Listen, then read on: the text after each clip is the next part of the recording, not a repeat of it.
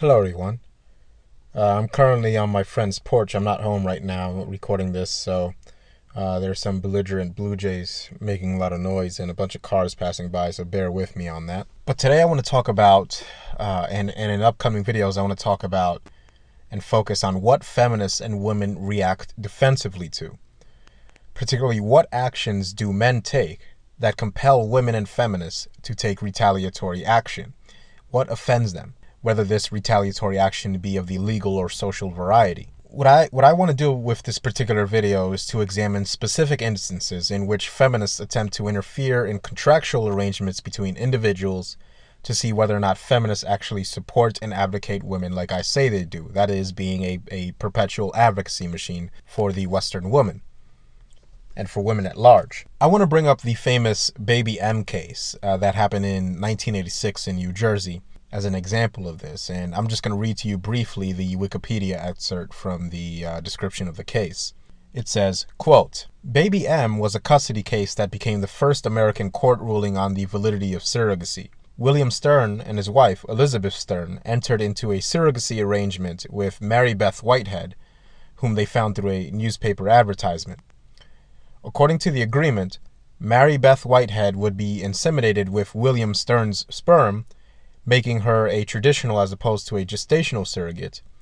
She would then bring the pregnancy to term and relinquish her parental rights in favor of William's wife, Elizabeth. After the birth, however, Mary Beth decided to keep the child. William and Elizabeth Stern then sued to be recognized as the child's legal parents. The New Jersey court ruled that the surrogacy contract was invalid according to public policy. It recognized Mary Beth Whitehead as the child's legal mother and ordered the family court to determine whether Whitehead as mother or Stern as father should have legal custody of the infant, using the conventional best interests of the child analysis. Stern, the father, was awarded custody, with Whitehead having visitation rights. End quote. So the father did in fact get custody, but only after the contractual arrangement was rendered invalid and the maternal claim to the child was returned to the biological mother, Mary Beth Whitehead, who was under contractual obligations to relinquish her parental rights to William and Elizabeth Stern. Now, the interesting part is that upon hearing of this case, a veritable who's who of the feminist intelligentsia of the time, including but not limited to Betty Friedan, Marilyn French, and Gloria Steinem, decided to draft an amicus brief in opposition of the Sterns gaining custody of baby M, citing, not surprisingly, the possibility of the exploitation of women. The brief, which is linked in the description box, read as follows, or at least a portion of it did. Quote, We invalidate the surrogacy contract because it conflicts with the law and public policy of this state. While we recognize the depth of the yearning of infertile couples to have their own children, we find the payment of money to a surrogate mother illegal, perhaps criminal, and potentially degrading to women. End quote. And this happened in 1986, almost 3 decades ago, but I did some searching and I found several feminist groups currently expressing the same opinions towards surrogacy, pretty much the same exact opinion. Namely one group from what's arguably the feminist capital of the world, that is Sweden, and the article that led me to their website, titled European Women's Lobby Members Campaign Against Surrogate Motherhood, stated the following in regards to surrogacy. It said, quote, The Swedish Women's Lobby has, together with several Swedish women's organizations, launched a new website against surrogacy. The website Feminist No to Surrogacy is a politically and religiously independent campaign that takes a strong standpoint against surrogacy on feminist grounds. The campaign supported the resolution adopted by the European Parliament in April of 2011, stating that surrogacy is an exploitation of the woman's body and her reproductive organs. The website includes a manifesto of the most important standpoints against surrogacy, alongside a blog and debate articles on the matter. End quote. And so if you read this manifesto, it's not surprisingly an exercise pretty much purely in victim mentality and female privilege. Now, I'm paraphrasing here because this is translated from Swedish. And anyone wishing, by the way, to translate this website more thoroughly, the link is in the description box. But the basic points of the manifesto opposing surrogacy were as follows.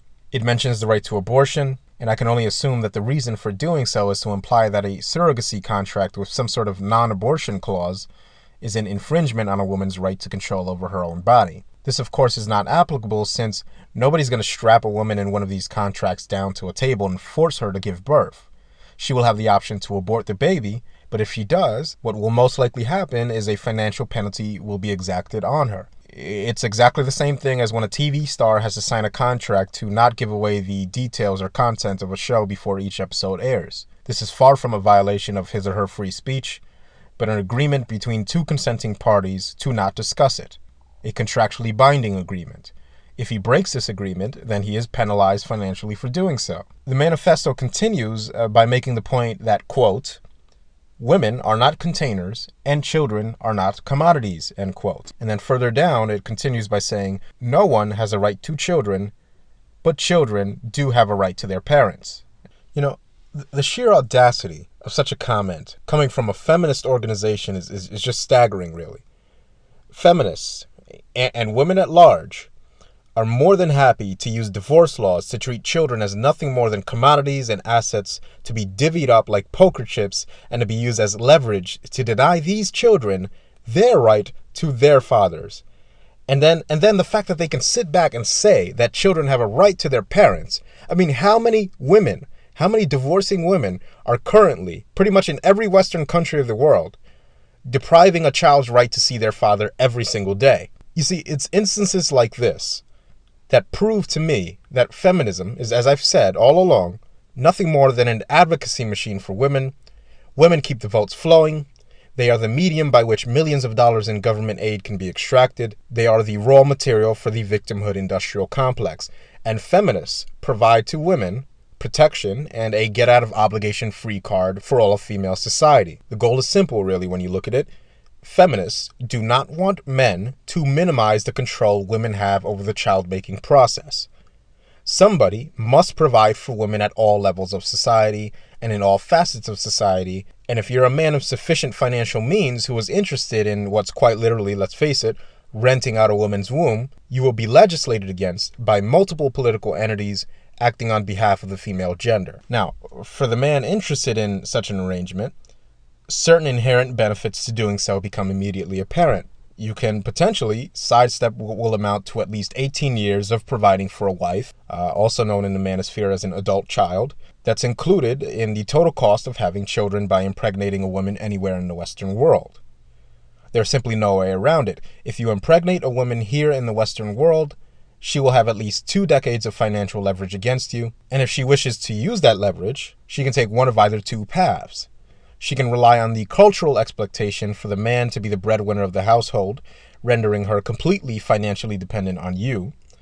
And so I Googled the average cost of living in America for the year 2013 and got a figure of $4,886 per month for a family of 2 parents and 3 children. So using this as a template, there are 5 people in the family, and 4,886 divided by 5 gives us a figure of $977 per month per member of the household. So at this point, we can make the argument that the wife spends less on average than the children. This is doubtful if you ask me, considering the shoes and the candles and all the other useless baubles and crap that she'll probably fill up your house with and call decorations. But let's just assume that this is true. And so we'll shave off $200 extra a month and call this the average cost of maintaining a stay-at-home mother. So that gives us $777 per month, or $9,326 per year. So if she stays home raising the kids for 10 years before returning to work, if she ever does, then that tallies up to a total of $93,000 you'll cough up just to support her in that period of time. And if she stays the full 18 years, you can expect to pay more than $167,000 over that time period. So in comparison, the cost of surrogacy in India is around $30,000 USD. And so that's less than a fifth of the $167,000 needed for sustaining a Western woman child. So from a purely economic standpoint, it's a winning proposition, especially for a man that can rely on extended family for childcare. And as with any technology, the price is only going to go down with time and use. But I want to go back to addressing the second potential path she can take, and that's the path of state-sponsored extraction of your wealth. Now, as you all know, reproducing with a woman in any Western nation allows that woman, if she so chooses, to work within a legal framework instead of a cultural one to deprive you of your resources. And this, too, can be completely avoided with the surrogacy contract. Granted, of course, that it was legal. So I think this does explain why feminists would try to interfere with two individuals privately drawing up a contract, trading money for a womb rental. This kind of contract cheapens the primacy of motherhood over infant life, and the only possible price that can be negotiated for infant life that can be allowed is, as much as possible, really. Anything less, anything that feminists deem not high enough, and they'll seek to intervene. And so we can't have something like surrogacy becoming popular, because somebody better be taking care of the woman having these children. And if men aren't willing to do it, feminists want a situation where they can instead decide to get them through child support. And not surprisingly either, it's not just feminists. It's conservatives that are guilty of pretty much the same exact thing, really. The only difference is they just cite, the sanctity of the family as their reason for doing it. A case in point, we can take conservative Tim Pawlenty, who vetoed a gestational surrogacy bill in 2008, stating the following. He said, quote, "The bill fails in any manner to recognize or protect the life and rights of the unborn child. The unborn child is treated throughout the bill as a chattel, the rights over which are set and enforced under the terms of a contract. Indeed, if a dispute arises under the contract or a breach occurs, the courts are prevented from applying the normal, quote, best interests of the child standard for resolving the dispute. Instead, the courts are required to apply a contract standard to determine the original intent of the contracting parties," end quote. So it's interesting. Here we have a conservative politician using his powers of legislation, citing the oft-repeated feminist axiom of the best interests of the child we so often see misused and abused in the family courts, to invalidate a private contract between consenting adults. It just doesn't get much more free market than that, does it? And in 2012, we have another well-known conservative politician, this time Chris Christie, vetoing a similar bill, stating the following. "Permitting adults to contract with others regarding a child in such a manner unquestionably raises serious and significant issues. While some will applaud the freedom to explore these new and sometimes necessary arranged births, others will note the profound change in the traditional beginnings of a family that this bill would enact. I am not satisfied that these questions have been sufficiently studied by the legislator at this time. Validating contracts for the birth of children is a step that cannot be taken without the most serious inquiry, reflection, and consensus. As those steps have not occurred, accordingly, I herewith return Senate Bill number 1599. Now, I pose to you a question. Since when have supposedly conservative politicians been in the business of legislating their morality and their vision of what the ideal traditional beginnings of a family should be? I was under the impression that the right wanted government out of our lives. I was under the impression that in a free and open society, the individual can decide for him or herself what the ideal family looks like. And if an individual wishes to start a family via the methods of surrogacy, then what business is that of the government? It's free and open society, period. Not free and open so long as we don't violate some politician's idea of what a family should be. It's free and open, period. The conclusion that I come to when I see things like this is that somehow, some way, society will always bail out women. If women are under any kind of threat, any politician will go back on his word for any number of reasons until women are no longer under that threat. It's that simple. And of course, you'll see conservatives pay lip service to, for example, decreasing welfare spending programs. But the day that single mothers start getting tossed out onto the street after their welfare and WIC and food stamps run out, you'll see these conservative politicians change their tune real fast. And I want to go back to this point about the traditional family. When you hear this type of talk, what you need to do is learn to read between the lines. What you're really hearing is we don't want men to be able to raise children without women. That's what it all boils down to. Some way, somehow, women have to be taken care of by men if men wish to reproduce at all. A man that wishes to reproduce and not take care of the woman he reproduced with is simply not allowed. Either you'll hear some jazz about how men should take care of women via traditionalism, or you'll hear feminists demanding that politicians, both liberal and conservative, strike down any legislation attempting to make this possible for men. And in fact, to my knowledge, we don't even really know the potential effects of large-scale single fatherhood on society, because no society in history, to my knowledge, has ever even allowed it. Of course, though, they've allowed plenty of single motherhood, and so one could say that you have that to point to as an example of what single fatherhood would look like. But since when have trends in female behavior been necessarily analogous to trends in male behavior? Does female in-group preference automatically mean that men also have an in-group preference? Of course it doesn't. So it follows that single fatherhood need not have the same detrimental effects that single motherhood has had on society. And in fact, one can speculate that the initial expenses associated with surrogacy are much more likely to attract men that have the money and the time and that are willing to expend the effort needed for such an endeavor. All single mothers really have to do is lay on their back and, get pregnant, basically. And the rest is taken care of for them by the state. But let's say, for example, that we had a way to prove that single fatherhood is definitively less advantageous to children and society at large. Even if we could prove that, it's still just as unethical and damaging in a society of so-called rights and freedoms to have the state dictate to others what methods of reproduction consenting adults can be allowed to engage in.